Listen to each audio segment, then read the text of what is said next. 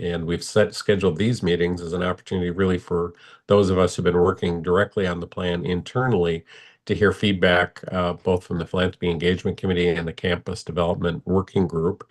Um, One of the things that's really come clearly into focus for me, particularly after meeting with the vision team leadership, along with the strategic plan leadership, is each of these plans and initiatives are really interwoven. They've become truly interdependent, where to take them apart is not just removing one, but you're starting to unravel a lot of the other pieces of the plan.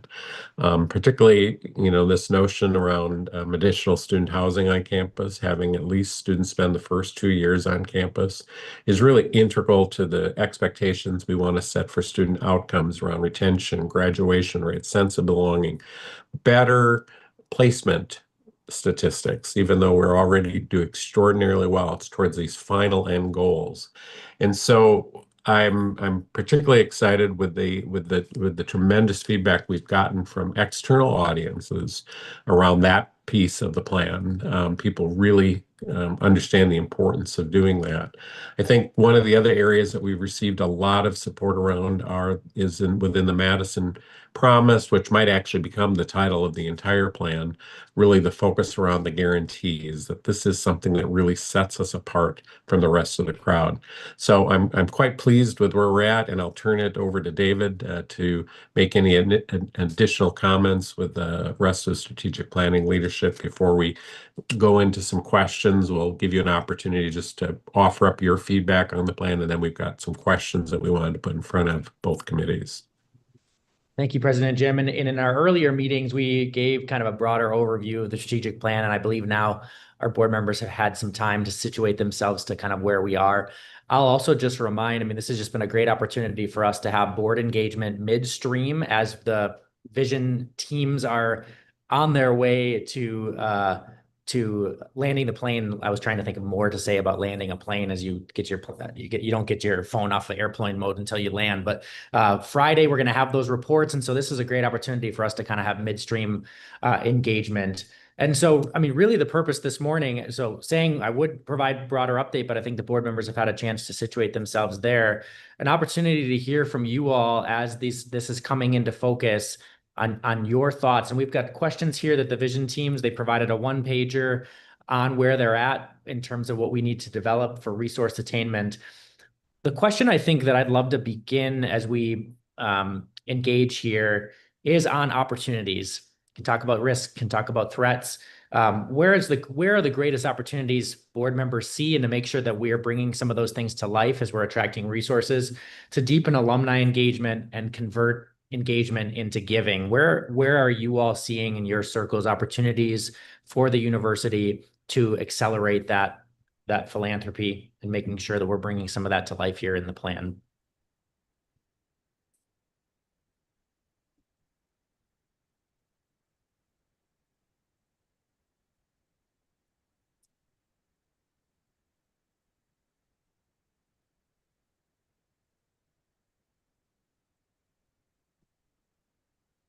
So I guess from a board standpoint, Jolie is just listening from a doctor's appointment, probably can't speak.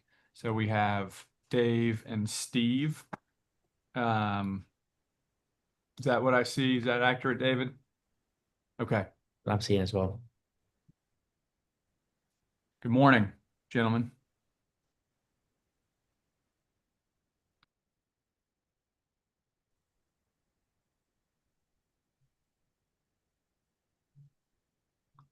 I guess you're throwing the ball in our court. Is that, David, is that your question? Repeat. Yeah, absolutely. So where are you seeing the greatest opportunities to deepen alumni engagement and convert engagement into giving? Where do you see the opportunities that we really need to capitalize on and make sure, as we're saying, all of this is going to take resources? Where are you seeing the opportunities for us in terms of philanthropy that we may need to make sure we're bringing into sharp focus? Well, I would think certainly, given the opportunity of building, some of the projects that we've talked about, whether it's new dormitories, new space that's going to be engaging for our students. I think naming rights certainly offer up a lot of opportunity to be able to engage some of the philanthropy and donations that we want to get. I think there's a lot of other opportunities as we go forward and flesh out the plan a little bit further to really see what is available and to be able to engage, our alumni. Steve, one of the things you shared in the last board meeting is really sticking with me. And I think as we talk about what makes JMU special, you've shared, how you engage with customers and complaints. And if a customer says my store in their complaint, then that you can, Yep. You can engage them well. I don't know if you have, for others who weren't able to hear that, if there's other pieces there, that has stuck with me so clearly that JMU also has a culture where alumni engagement is so key, and student belonging, protecting that as then we turn that into better engagement. Yeah, I do think that's true. And when people feel like it's their university or their store or their product, and they feel connected to it, it certainly opens the door up much wider for Nick and his team to come in and have products to really present to them and get them engaged. And I think that's one of the strengths that JMU really has, is people do feel like it's their university and they're proud of it. And I go back a long way to graduated in '79, and a lot of changes have taken place, and the vast majority of them have been better and improved our university. And it just makes me proud to see what's happened since, almost 50 years ago. I'd love to tap in. I see Margaret and Liz. I mean, talking about two colleges certainly that are very adjacent to industry. College business for Liz and the kinesiology program. As you've been looking at growth areas for JMU, are there questions for the board or areas that you're seeing opportunities for better alignment in terms of securing resources? And that's not just philanthropy, but also, foundation, industry partnerships, all those pieces, but other things that might be helpful for engagement here. And Chris, feel free to ask some of these other. And David, before they go, real quick, the one thought that I have, and I think President Jim has already started this extremely well, is outlining what the vision is. Obviously, it's in a limited capacity right now, just based on the timing of everything. But I do think there is a lot of synergy that is coming to bear all at the same time, with the new president, the new strategic plan, the new opportunities ahead of us. I just think there is an opportunity for us to use it as a tool to reach out to prospective donors who are alumni who have necessarily haven't been engaged in the last decade or more, as a way to get them invested again, or for the first time, because it is it's a kind of a new Madison era. And so I do think, as we're planning the rollout of this, a key component is going to need to be to those who aren't necessarily ones that are in our target list right now, but those that we just haven't been able to get a hold of or focused on in the last decade. Because I do think there can be some energy behind this overall new Madison plan. I think you're right, Dave. I think there's a sense of anticipation and relative excitement around the unveiling of the plan. And even in the last 2 weeks, I had 2 different individuals reach out to me and say, "Hey, we've got this cadre of alumni who've been less engaged from their graduates from 1995 to 2010 that have been raising young children, building careers, and have kind of been nose down. And some of them are starting to look up and say, you know what, I should get re-engaged with the university." And so we've planned 2 separate events in the next month. One, Dean Busing and I are going up to later this week in Arlington to meet with some of them. And then around the spring game, we have another 12 families coming back to re-engage. And I think when you bring people back just to experience campus, it's special. But for successful alums who are really driven like that, they're invigorated by vision. So I think the timing, to your point, is really right, that there are folks looking to re-engage for the first time who will be invigorated by that kind of bold vision.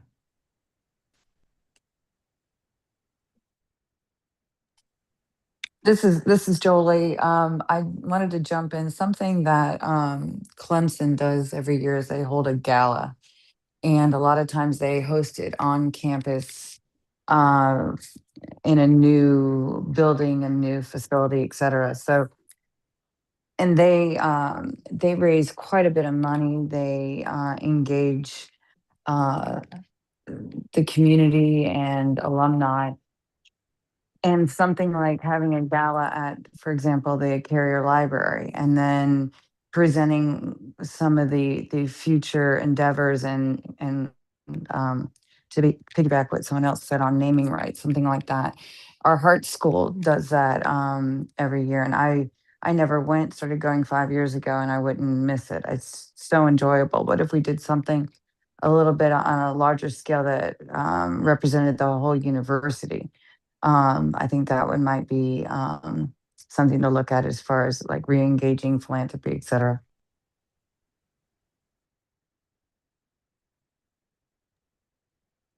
Great.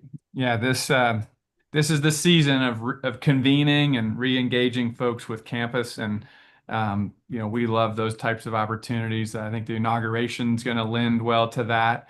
The Le Gourmet was a fabulous success. The Alumni Awards, gala and the stewardship luncheon, both were exciting events. But I think thinking about how this new plan, which represents so many different parts of campus, is communicated to folks who want to invest in it in a way that's exciting and special. So we will think about that, and just spoke to the Clemson president on Friday, and know their VP for advancement and CEO of their foundation very well, so can reach out and learn more about that particular gala.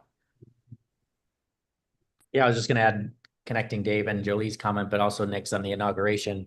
It's going to be really exciting to see as the president is bringing together his speech for that, and just the theme around it. The theme of it, the whole thing is the Madison Promise, and so talk about bringing together this bold vision, and then the president's. It's going to be one of the first public unveilings of what we're seeing emerging in the strategic plan, and so I think that's going to be connecting to signaling a new comprehensive campaign, and all of that will be really exciting to see.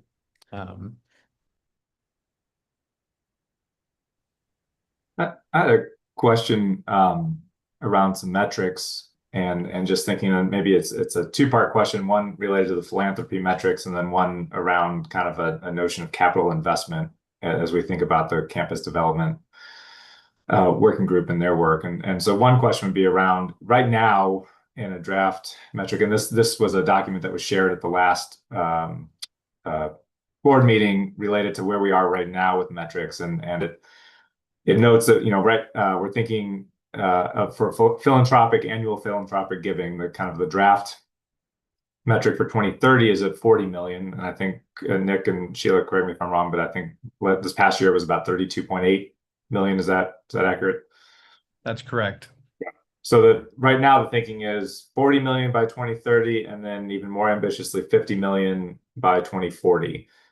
So maybe I'll start with just that one and say, through your understanding, through your work on the committee, the philanthropy and engagement committee, is that reasonable? Does that give you pause? What would you like to be able to see to be able to know more about that trajectory?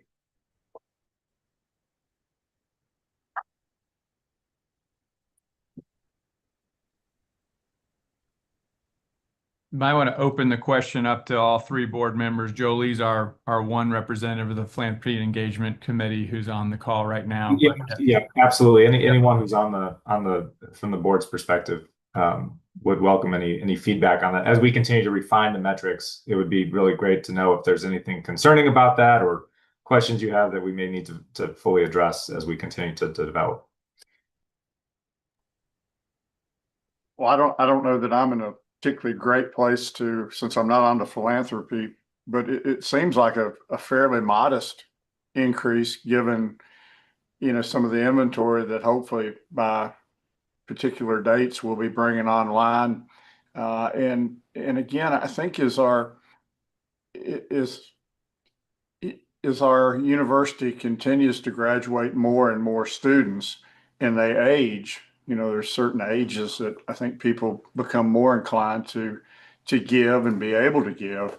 And obviously, you go back to when I graduated, I think we had, 5,000 students. And, now it's obviously 23,000 students. And it has stair-stepped its way up. So I think you have to look at hopefully what we can continue to raise in a stair-step manner as our students, get to that particular age where they've got the ability to give in larger and larger amounts. Does that make sense, Nick? What I'm saying? Absolutely. Yeah. And, we're excited by, ambition, and, Jim's been in this seat before and shares in ambition, but also like data informed ambition. And so I'm with you that, in the last campaign, we went from a $10 million 3-year rolling average run rate to about a $25 million 3-year run rate over that 8-year period. And so 2.5x, which was an impressive, growth by the investors philanthropically in JMU. And so to have had our second highest year outside of a campaign last year at 32.8, and that's not our rolling average now, but that was a really good year last year. I think we can certainly strive forward. And when Jim talks about $1 billion vision for 2040, that actually is going to require a lot of 8-figure gifts, maybe a 9-figure gift, and and we're probably going to need to be running around 75 million a year, towards the end of that stretch. So, I think while the plan calls for 50 million is kind of a new run rate, in that kind of latter part of the plan. There's also more ambition with $1 billion vision by 2040 that would require us, probably 3x that $25 million run rate that we finished at the end of Unleashed. And you generally want to be about 2.5 times where you started before the last campaign as your run rate when you finish the next campaign. So that's what we aim for.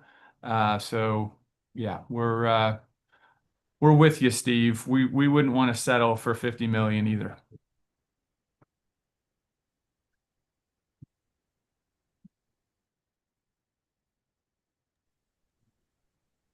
That's really helpful feedback as we continue. And Nick, that's helpful to know that as well. And we'll continue to work. Sheila and the other co-chairs and I will continue to use that input to kind of help refine some of these metrics as we move towards the finish line, or at least the starting line. I don't know, whichever way you're thinking about it. The other question then maybe is directly to those on the campus development committee as it relates to metrics. And right now we have kind of a placeholder in terms of, there's a lot of big ideas. And Steve, you mentioned that in terms of, just the amount of building and considerations towards kind of the transformation of at least some parts of campus. And so one metric we have in there is just to secure a certain amount in capital investment as it relates to just, and kind of a separate version of the plan, we try to be a little bit more specific in terms of capital investment as it relates to campus housing or to a potential stadium expansion or just a new student union, some large scale ideas that have surfaced in there. I would love any feedback about how to refine this metric a little further, what you think might be an aspirational target based on your own knowledge of working on the campus development plan to help us refine that particular metric, and how we might make it so that it's a meaningful target for what we're looking to do, but also holds weight within various stakeholder groups, whatever feedback you may have to help us refine that, or a similar metric related to capital investment would be really helpful. Well, I'll weigh in, but I'm not sure I'm going to give you any definitive answers because it is a big, bold plan. And I think that big, bold plan is going to have to get distilled down into smaller pieces and parts of the plan if we go forward. I think, some of the housing metrics that we want to aspire to and the condition that some of our housing is in is certainly one of the bigger challenges. And I think how we continue to develop the plan we have to prioritize, how we want to put that and be able to finance it, whether it's, through a third party and partnering with somebody outside, whether it's working with Richmond to be able to get some of the capital, from the Commonwealth. And I think we have to really put those pieces together to be able to come up with because I happen to sit on the finance committee as well. So we've got to deal with this and think about this. And unfortunately, I missed Friday's meeting and the discussion for that for business reasons. But again, I think it's integral that we figure out not only how to get philanthropy and participation of that, how we leverage our relationship in Richmond, but also how we explore the different third parties that we may partner with to be able to make this come about quicker. And it's a puzzle that you have to figure out how to put together. Well, and I think to your picks of it, I think it's just part of the overall presentation of, all right, if we want to get to the goal of, you must have on campus for your 2 years, this is the total number of beds we have to generate over the next, X amount of years to reach that. And then, this is what it's going to, cost to build just those extra beds in addition to the, you know, uh, either renovation or tearing down of the current space. And then, what additional, it's over the timeline of, okay, by adding this number of people on campus, we're going to need to include this much more dining facilities. I just think it kind of maps it out of this is the progression. If we're going to do this, this is what it's going to take from a year by year perspective to achieve that objective. Because I think at the end of the day, the biggest way to market and sell it is the freshmen and sophomores living on campus. I think everybody, for the most part, from their JME experience, that's what they remember the most is their on-campus experience. And so being able to relate that back to them as a selling point and as to why this project is important, I think will help us obviously on the private partnership side, but also for more of the philanthropic side of, this was one of your favorite parts of your JMU memory. So this is what it's going to take. And this is what the 10-year or whatever is 15-year estimate is going to take, year by year to achieve that. So I just think it's, a very, I hate to say basic, but a very basic, chart of this is what it's going to take year by year. If I could be curious in our board members' reactions. So we're in the process of trying to spell out how would we get the number of beds that we would need to be able to we got to take down the number of them. So we're already starting. So in our goal to house at least our first 2 years or more of our students, we've got, I think, just over 6,000 beds, and the campus master plan called for about half of those to be eliminated. It's everything in the village and Eagle and Short, and then eventually Hillside. So we're not only needing to build a greater capacity, we're having to replace a lot of that capacity. I think the only way to do that and have the fees necessary to support that is if we have multiple choices and price points for students. Typically, when universities are building new housing, they have to raise rates for everybody, but then you want to differentiate. So, here's an unrenovated vintage room without air conditioning. That should be the lowest rate. And then as you renovate, it costs a little bit more. If there's air conditioning, it's more. If it's a suite style, maybe it's a little more, or apartment, you know, your own bathroom, that. Frankly, with some of them, we may end up with, you know, charging more for the ones that are on the highest floors or the best views. Start to look at this more like the private sector would look at a real estate position. People, um, the experience shows parents and students are willing to pay for a premium. They're willing and they'll pay a fair price for what that is. And part of the premium is being on campus, so it will be more than off campus. Parents and students know the building is therefore staffed. You'll have RAs as you move up and into apartments. Maybe the ratio of RAs is a little bit less than it would be in a traditional freshman dormitory. They know there's safety, security, convenience, all of those things. I've tried to, you know, get some sense of what kind of room rates have been going up. I think, David, you said in the meeting, I think, and again, not to be quoted, but I mean, if over time, over year, we can get comfortable with, slowly increasing that. Again, the data will show if we build more aggressively now, we save money in the long run and we're able to keep rates in check in the long run. One of the ways I want to be able to come to the board is say, here's if we went with a traditional building process, knowing we're not going to achieve our objectives of getting enough dormitory space built to impact our student outcomes. But if we use a public-private partnership, we can grow more quickly the number of beds, get to the outcomes sooner. I think somewhere in that 6 to 7% range is probably what will be needed to be slowly increasing those rates to catch up with what we need to cover the cost of new construction. Actually, that was less than I was expecting to have to raise. I've heard in the last meeting, estimates of does it need to be 10% or more?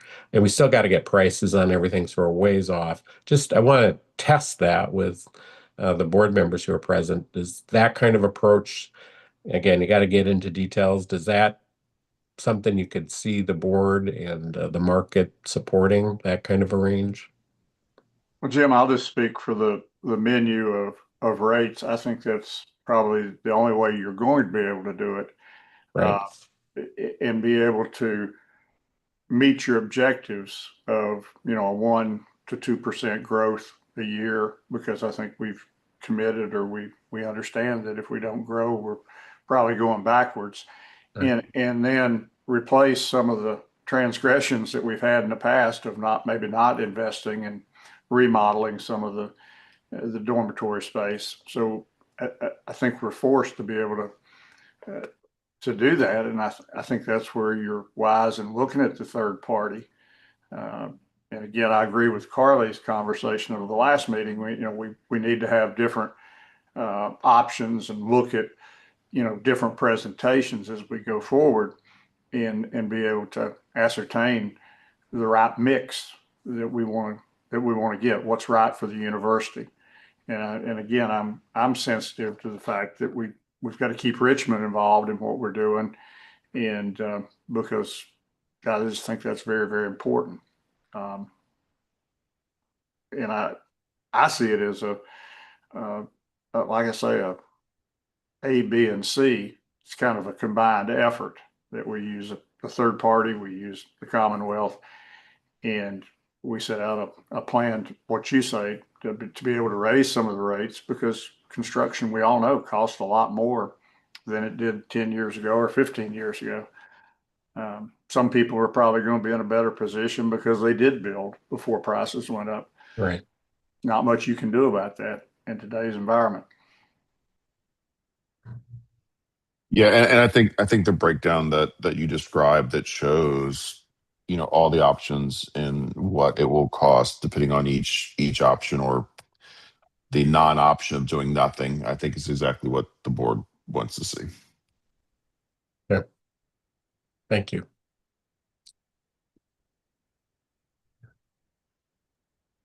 Chris or Dave, were there other questions you wanted to specifically put in front of these committees, or are we just now looking for general additional feedback, knowing some of the board members have sat in part of this presentation before? Yeah, the latter. I think an opportunity, we are in the trenches of putting this together. So if there are other pieces that board members want considered as we're, making some of these decisions, very open to it. I'll put another one out on the table. One of the key pieces of the campus development plan, and it showed up almost a year ago, when Sasaki presented the campus master plan, shows that in order to expand the stadium, the Godwin Hall's got to come down. So there's one of the risk factors that we would be identifying, Chris, when we're reporting back to the others, is we're going to be looking to Richmond to replace the academic space. Now, Godwin Hall, it was built like a prison. It is built to last forever. Unfortunately, it wasn't designed to last forever. It just looks like it is. So, in order to move forward with that, we'll need to have probably temporary spaces for two of our largest programs, kinesiology and then the heart schools. Those are big lifts.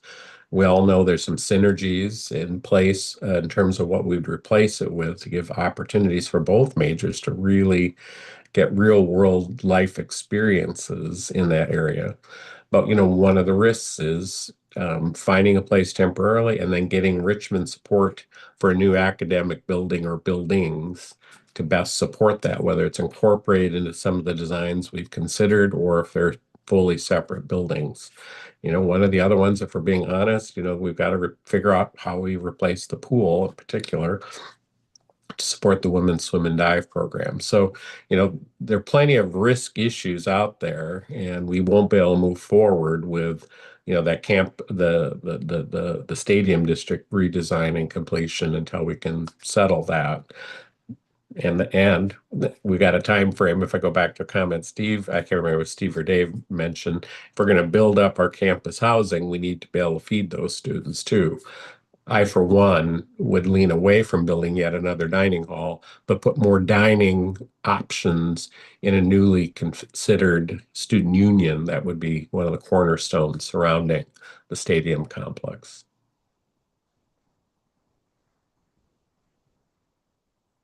I guess don't know if there was a question there. I didn't get to one, but I actually got a question to you, Jim, just out of curiosity. Sure. When you build a student union, Yep. is that eligible to get funding from the Commonwealth? It is not for funding, but we could do bonding through the Commonwealth. Typically, student unions are 100% fee-based. Yeah. If there are academic components incorporated into, sometimes you can get a piece of E&G funding to be able to do that. But typically, those are fee-based project. Gotcha. Thank you.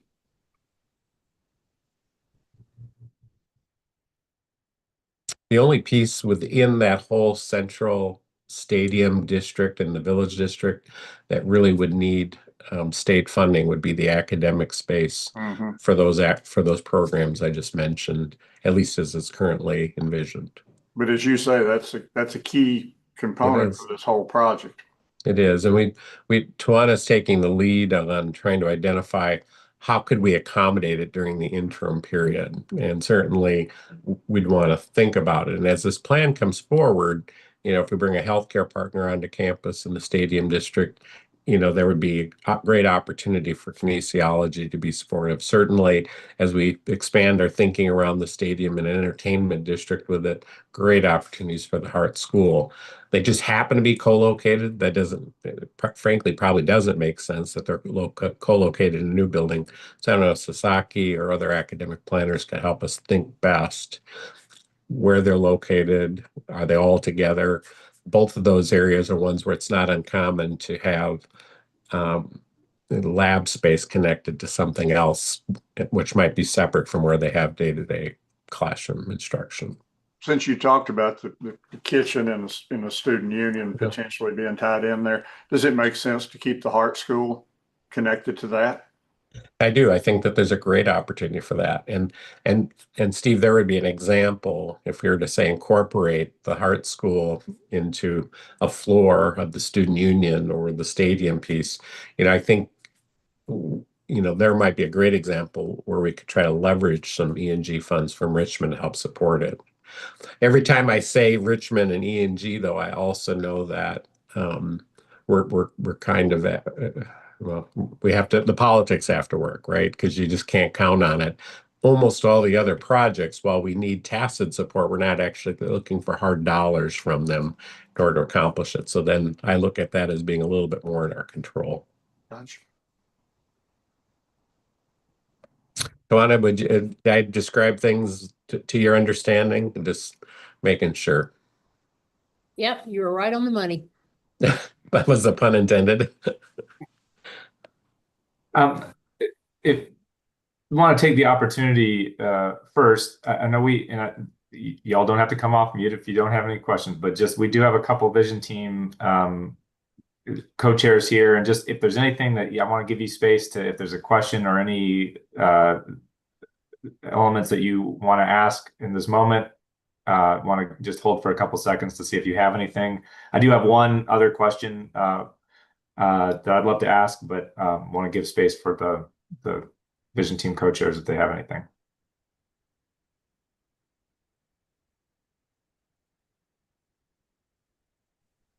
I think a lot of what we've already talked about is exactly the kind of questions we've been having. So I'm co-chairing Team 7, which is creating an innovative campus community.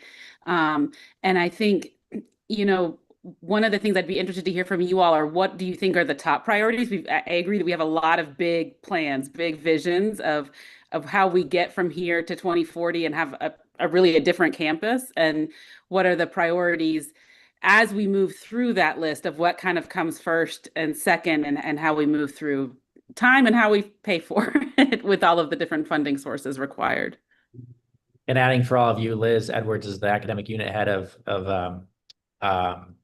exercise science in kinesiology. So speaking of kinesiology in the room.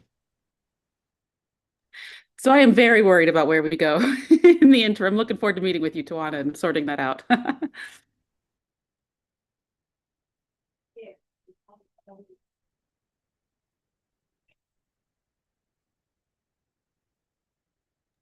So I'll just opine on that, and I go back to I think housing is one of those things that absolutely is a must if we're going to continue to grow and meet some of our goals that we've got. I think we have to focus on housing, but you can't just say housing, because to be able to have the master plan work, I think Jim's correct.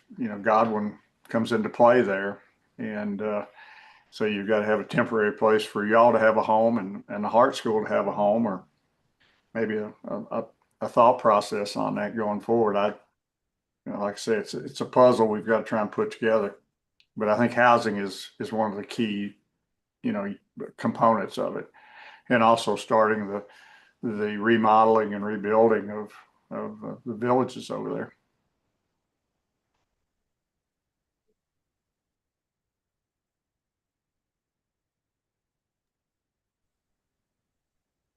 Chris, you want to jump in with your last question?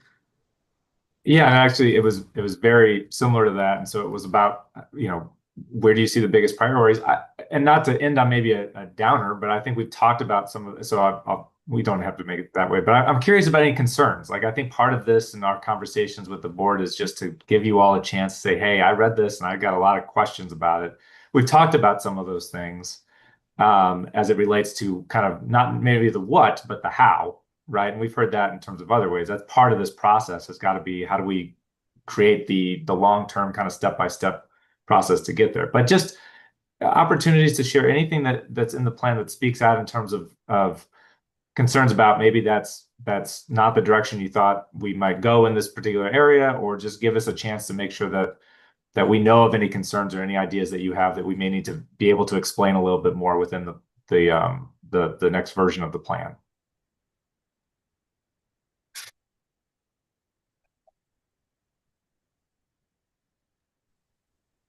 And if I can jump in, I'm Margaret Sloan. I'm the director of the School of Strategic Leadership Studies in the College of Business, and I'm co-chairing the Vision Team 2 on student outcomes. And one of our questions for this group has continued to be going back to this early conversation of philanthropy and the synergy across the student experience. And so our questions have to do with as we're thinking about the things that make JMU experience distinctive for students, and I would add as well as staff and faculty and alumni and other stakeholders that engage with the institution, are these distinctive areas that we're putting forward in terms of how we're preparing leaders with civic and community engagement, with health and well-being, and as well as ethical reasoning. Are these the things that resonate with this group in terms of thinking about that holistic student experience and how we're telling that story to our donors?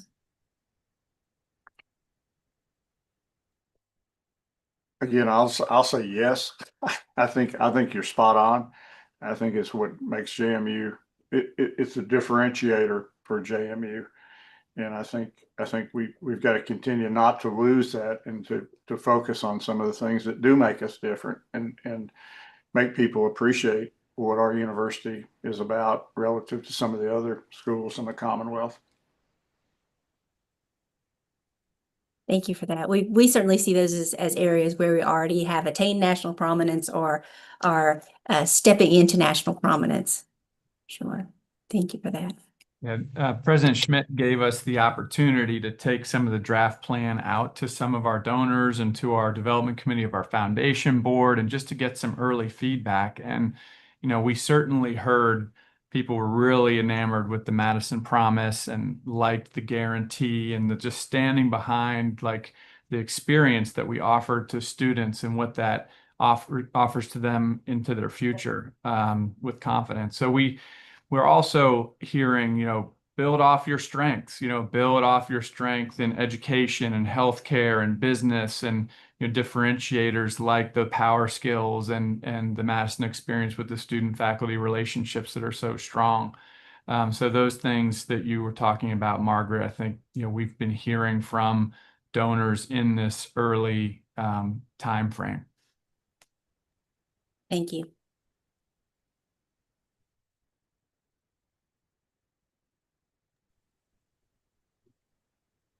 President Jim, anything you'd like to share in closing?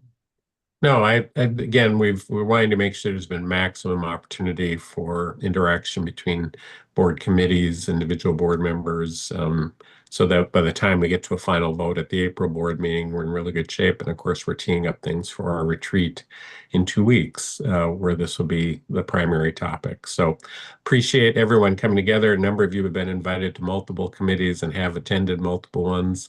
So it's not too surprising that there aren't loads of questions or comments, because our goal has been to keep you informed every step of the way. And I take our ability to end a meeting early as a great byproduct of that extra work. So if there aren't any objections, or if anyone else had any final comments, I'm going to let you all get back to your Monday mornings. All right. Thanks again. Take care, everyone. Great to see everybody.